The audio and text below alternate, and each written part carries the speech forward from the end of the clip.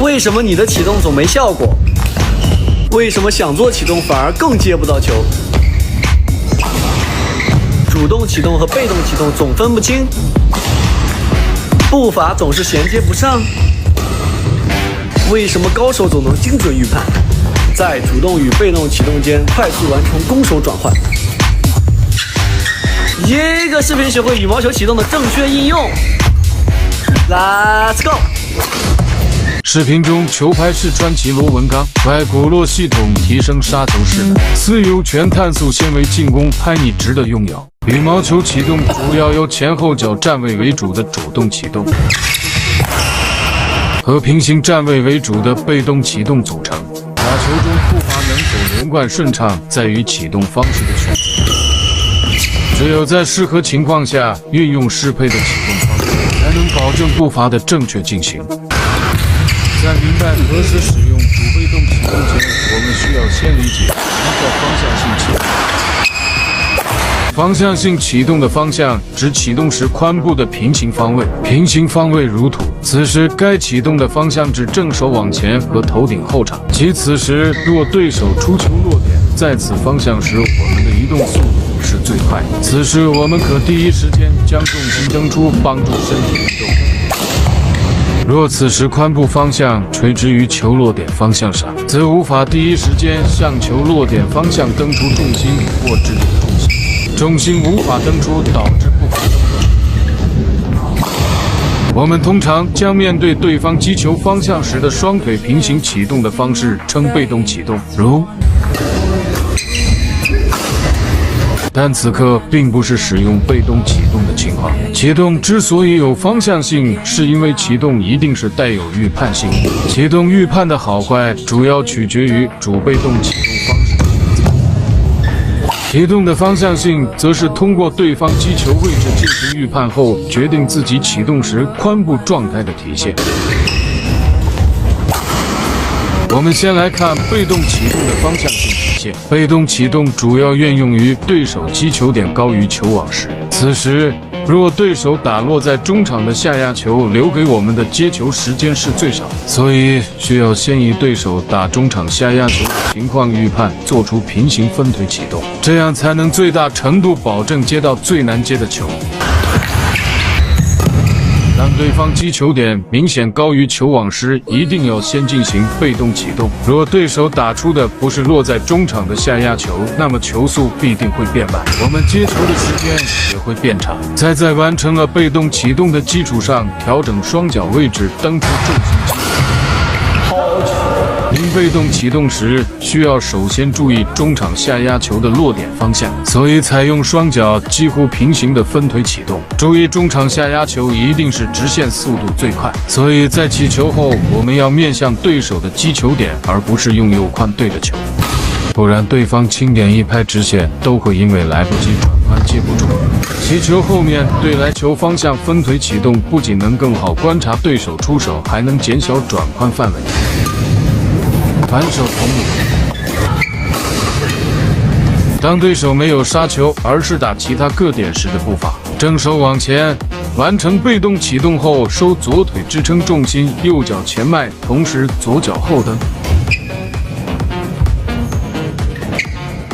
正手后场，完成被动启动后，左脚后迈支撑重心，坐后交叉步击球。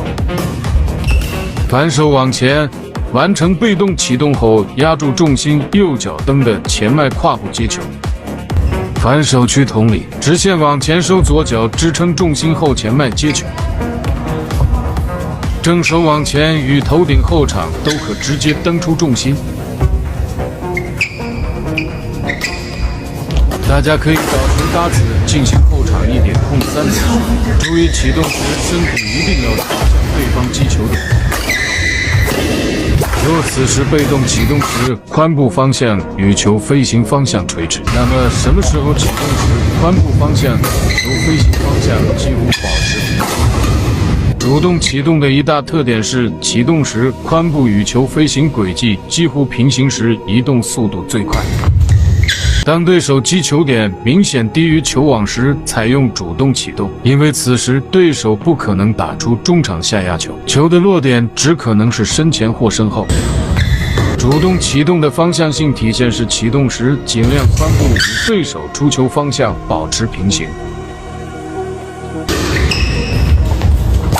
注意，主动启动时一定要根据自己打过去的球选择站位。主动启动是为了更好的加速，是为了更快速接到球而选择站位方式，是不存在回中的。比如这球阳挡远网后向后垫了一小步，是因为对方接远网球不容易回放进网，更容易推跳后场，所以选择后垫一小步启动。之所以垫一小步，是因为若对方回放远网，留给我们的接球时间比推跳后场少。切记，主动启动的站位不存在回中，而是根据自己出球落点，思考对方大概率会打什么球后，选择合适位置进行站位。比如这球阳勾对角，对方只可能打出往前或后场，则要主动启动。对方击球点位置打出这条线路可能性更大，所以在向右垫步，同时将髋部调整至与这条线平行后落地启动。比如放进网球后，对方回搓，留给我们的击球时间更少，所以直接原地启动。因为此击球点，就算对方挑后场，也来得及退到位。被动启动的站位一定要以回中为主。被动首先意味着要承受接杀的压力，所以一定要先通过完成被动启动，获得一个重心稳定的接杀状态后，再进行调整。回中的速度要与自己的出球速度差不多，对方击球瞬间，我们刚好回中完成了被动启动。总结：对方击球点低于球网就主动启动，对方击球点高于球网就被动启动。主动启动的站位要以更快速接到球为主，是通过对方击球位置预判出来的。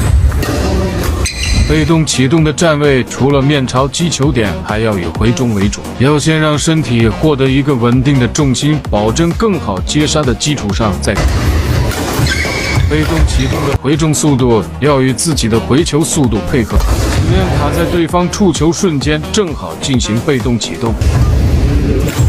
可以理解为，主动启动是不需要考虑中线在哪里，只需要思考对方接自己的回球更容易打出怎样的线，通过调整双腿位置，使髋部与对手出球线路保持平行，进行主动启动，便可第一时间蹬出重心，快速移动。宝子们，下期见！关于步伐类问题，评论区留言。